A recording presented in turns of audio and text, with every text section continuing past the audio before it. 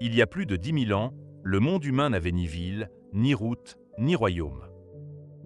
Les hommes erraient, cherchant de quoi survivre, dépendant d'une nature imprévisible. Et pourtant, un jour, tout change. Des villages apparaissent, des villes naissent, des civilisations émergent. Un détail intrigue les historiens depuis des siècles. Les premières grandes civilisations sont toutes nées au même endroit. Près des fleuves.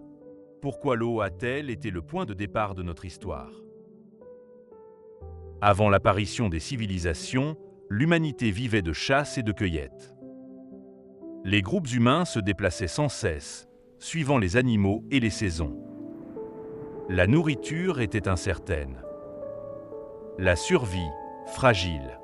Sans lieu stable, il était impossible de construire, de stocker ou de transmettre. L'homme vivait au jour le jour, prisonnier de la nature. Pour changer cela, il fallait une chose essentielle, la stabilité. L'eau est la base de toute vie. Elle permet de boire, de cuisiner, de laver, de survivre.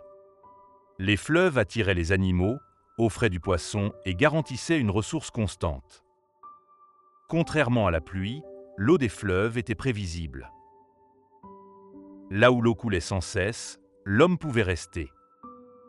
Et pour la première fois, il pouvait envisager un avenir.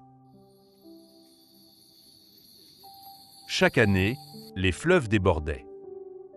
Ces crues, loin d'être une catastrophe, déposaient une boue riche et fertile, le limon. Les terres devenaient idéales pour cultiver. Le blé, l'orge, le riz pouvaient pousser en abondance. L'homme n'avait plus besoin de se déplacer. Il pouvait semer, récolter, prévoir. L'agriculture venait de naître. Grâce à l'agriculture, les groupes humains se sont installés durablement.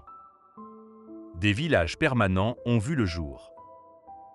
Les récoltes pouvaient être stockées. La population a augmenté. Certains cultivaient, d'autres construisaient, fabriquaient ou dirigeaient. La société devenait plus complexe. L'homme n'était plus seulement un survivant. Il devenait un bâtisseur. Avec le temps, les villages se sont transformés en villes. Il fallait organiser la vie collective. Répartir l'eau, protéger les récoltes, gérer les conflits. Des chefs, des prêtres et des administrateurs apparaissent. Les premières lois sont créées. Les fleuves ne nourrissaient plus seulement les corps. Ils structuraient la société. Partout dans le monde, le même schéma se répète. Le Nil donne naissance à l'Égypte antique. Le Tigre et l'Euphrate voient émerger la Mésopotamie. L'Indus soutient une grande civilisation oubliée. Le fleuve jaune façonne la Chine ancienne. Des cultures différentes, mais une même origine, l'eau maîtrisée. Les fleuves ne servaient pas seulement à produire. Ils permettaient de voyager. Des bateaux transportaient des marchandises, des idées, des croyances. Le commerce reliait les peuples. Les innovations circulaient. Les fleuves devenaient les premières routes de l'humanité. Dans les déserts, l'eau était trop rare. Dans les montagnes, les terres étaient difficiles à cultiver. Sans eau stable, impossible de nourrir une grande population. Les fleuves offraient un équilibre parfait. Suffisamment puissant pour nourrir, mais assez prévisible pour être maîtrisé. C'est cette combinaison qui a rendu les civilisations possibles. Les premières civilisations ne sont pas nées par hasard. Elles sont apparues là où l'homme a appris à comprendre et à contrôler la nature. Au bord des fleuves. Aujourd'hui encore, nos plus grandes villes suivent ce même modèle. Comprendre le passé, c'est mieux comprendre notre monde.